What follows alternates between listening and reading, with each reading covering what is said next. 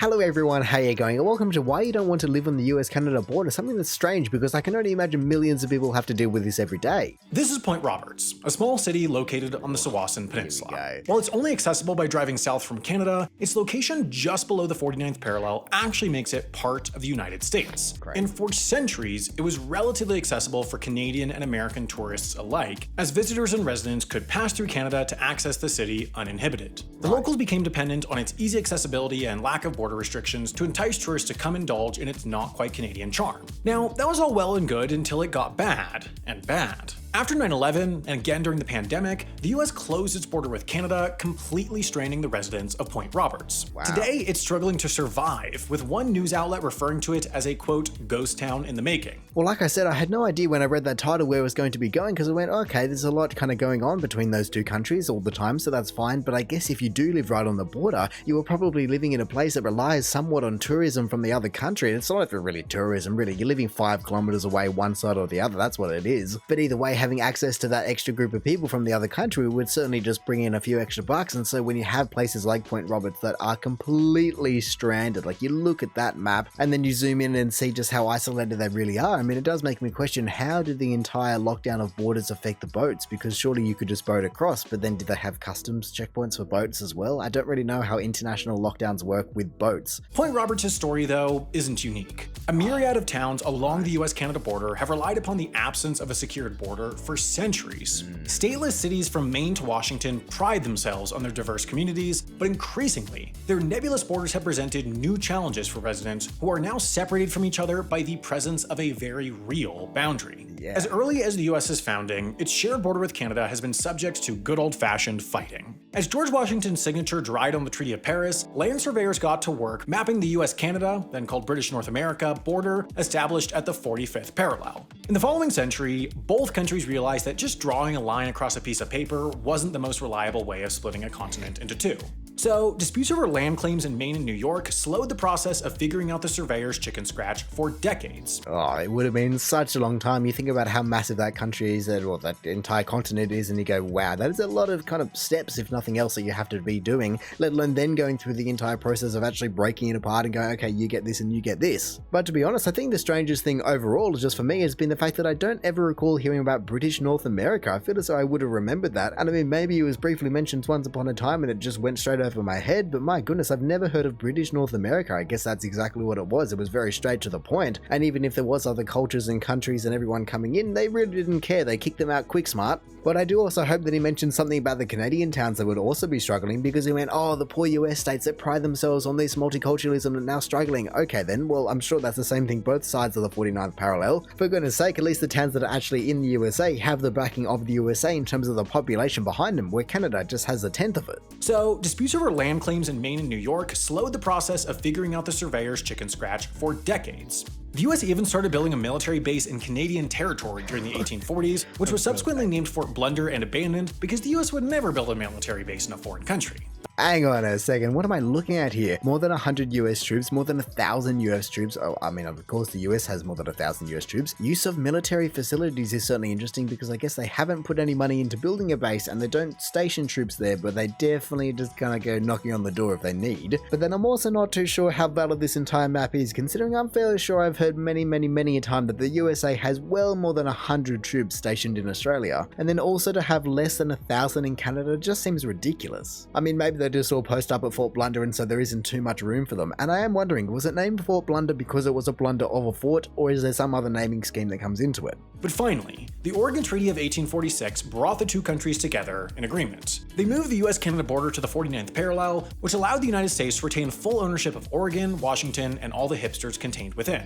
Ever since, Americans and Canadians have lived along this line in border communities. Point Roberts was originally settled by Canadian trappers in 1858 and has long been a vacation community for nerds who only vacation in places created by weird surveying oddities. Though at one point residents wanted to secede from the United States and join Canada because they were sick of all their awesome freedom, it remains part of the US, even though the town leases water from Vancouver and receives assistance from the Delta, British Columbia Fire Department. I had completely forgotten about how tiny that entire thing is, and even the fact that it has to lease water from Vancouver, the poor thing's going international water leases. That's something I haven't really heard of before. And so I wonder how import taxes work, because surely if it's being trucked in, it has to go from the USA up through Canada and then back down, so you're paying double import taxes and the thing's really expensive? Or does it get boated in and so you pay nothing? Or I don't really know. Either way, I feel as though on a daily basis you'd just be going, why do we live here? Because there are so many little annoyances. I mean, yes, it might be pretty, yes, there's a pretty incredible peninsula just to look out into the bay and out into the ocean, but my goodness, just to be dealing with all this and to not even have a fire department or water from your own country or your own,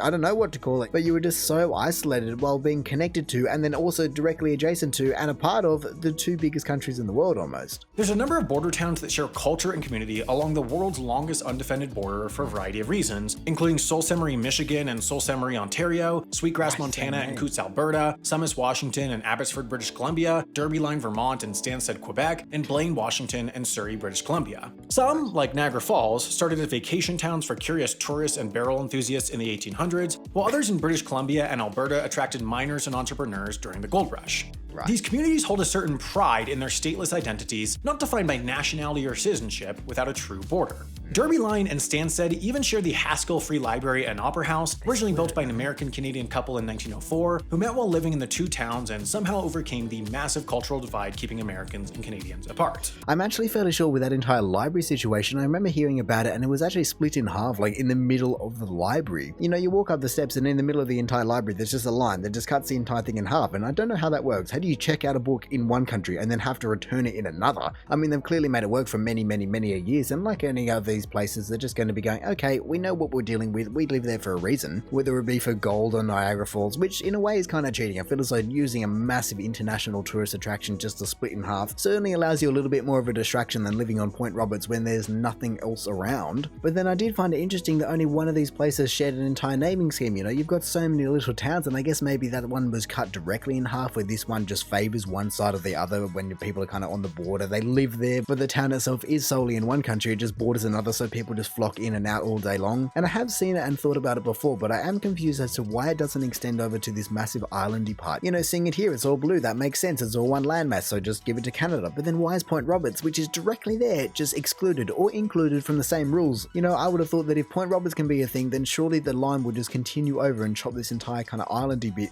in red and blue. And though the US and Canada later charged the International Boundary Commission with clearing the border of any vegetation in a 6-meter, 20-foot radius in order to prevent any more Americans and Canadians from ever falling in love, residents of border towns could still move freely between sister cities without passports or security checks. Right. The passage of the North American Free Trade Agreement in 1994 further promoted the idea of a border-free North America. But 9/11 and later COVID-19 changed everything.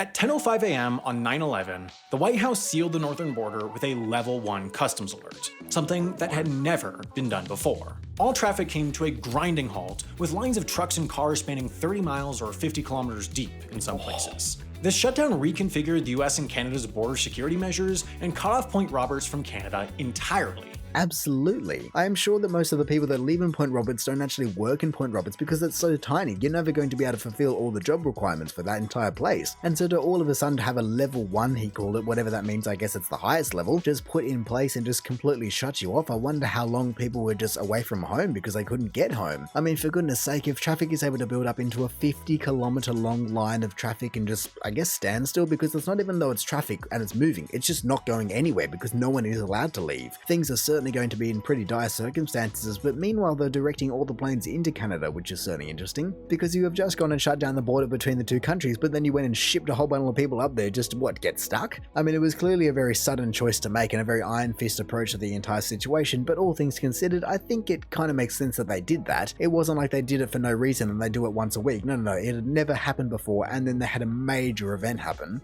While Canada tried to maintain an open and secure border with the US after the terrorist attacks, given that $1.9 billion in ketchup-flavored potato chips crossed it each day, the northern boundary became a hard line that no one could cross without identification, which made— Wait.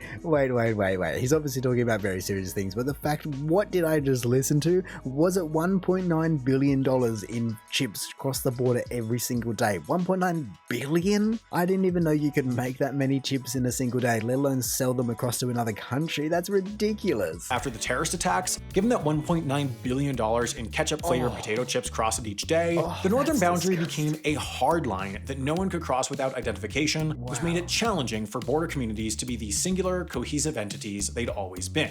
With the US's new border security, border town residents became required to show identification to pass over the US-Canadian border, even when they were simply walking to the other side of town.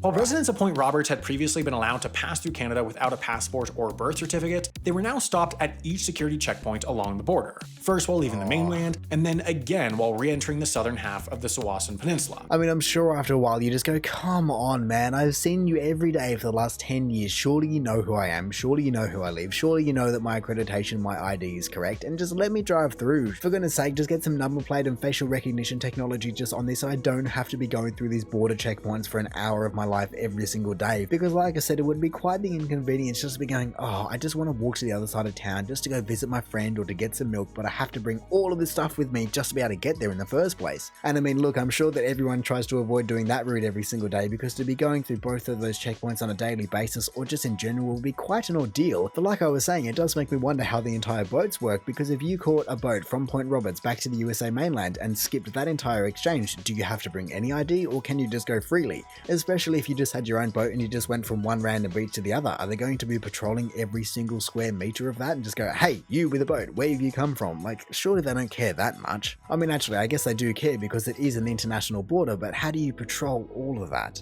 So whenever they want to leave Point Roberts to buy those messed up Oreo flavors that are probably illegal in Canada, they're subject to car searches and border agents. And for towns all along the US-Canadian border, it's a hard pill to swallow. They're not these singular communities they used to be, and with the COVID-19 pandemic shutting down the border for much of 2020, these towns were divided once again. Point Roberts lost 80% of its business and could no longer welcome the hundreds of part-time residents that had previously padded its economy. Hang on a second, what does part-time residents even mean? I've never heard of that. Does that just mean people that are living there for the sake of living there? Because I don't know why you would be living there if you're going to be working elsewhere. That seems like the most inconvenient thing in the world, especially if you're just going to be part-time, so sometimes you're there, sometimes you're not. I mean, if you're just going to be going for a holiday season, then that's fine, but if you're going to be living there and working elsewhere, no, not for me, that's for sure. I mean, I am now wondering how long does it roughly take to get your entire car searched and do all the things you need to do and then be on your way again? Because if it's taking hours and hours and hours and hours, then of course no one's going to be traveling anymore. Let alone when these borders were officially shut, you know, all of a sudden these towns are just cut off from really the rest of the world. While officials did allow a ferry from Bellingham, Washington to periodically visit with tourists, it wasn't enough to stave off the isolation or separation residents experienced. And though its border has now reopened, the additional burden of COVID tests, entry forms, and vaccination requirements before entering Canada has made it even harder for border town residents to reassemble the shattered pieces of the boundless communities they once had. Yeah, and I can only imagine that there are a whole bundle of people that have virtually lived there their entire lives, and so to see this entire shift in mentality and just how open it is, you know, once upon a time, like I was saying, you just walk past, you go, yeah, no, they know me, no worries, just walk straight in, then now you have to prove this and check that, and it's such an effort to do all these little tasks that you previously just could have done in an hour, now take the entire day, and for the same reasons, like I said, you're not going to have any tourism anymore, and so of course you're going to be feeling like a ghost town and a deserted island, because you really are just going to be the people that live here are the people that are here, no one else. And so even though it might sound really exciting to be living in this tiny town that has two cultural identities because it's directly connected to Canada, but then obviously has USA influence as well, the reality is that living in a place like this, as beautiful as it may be and as secluded as it may be, also means you're going to be very isolated when all of a sudden you just can't do the things that you want to do anymore. You're losing 80% of your business and all these people that were just living in homes, no one lives there anymore. And of course this video mainly focused on Point Roberts with a few other little towns dotted along the entire border, but it would have been a thing worldwide. I can only imagine all through Europe it would have had a similar effect, let alone Hawaii and Alaska and all these other tiny little Pacific Island countries that really would have been absolutely devastated just from having no tourism for, let's say, 2 years. And so if you are someone that is very social and just wants to go down the road and meet the neighbors, or just go down to the pub and just meet everyone that's turning over because of all the tourists, then all of a sudden you're not going to have that, and it's going to feel really weird. But anyway, in saying that, I reckon I'm going to call it there. So thank you for watching this video. If you did enjoy it, feel free to do the YouTube algorithm things down below. Also, if this is the first video of mine that you are watching, then make sure to go check out any other ones I've done. Also, make sure to go check out the original video down in the description below, or hey, maybe even just want to consider subscribing so that you don't miss another one of these in the future. But all in all, have a good one and see ya.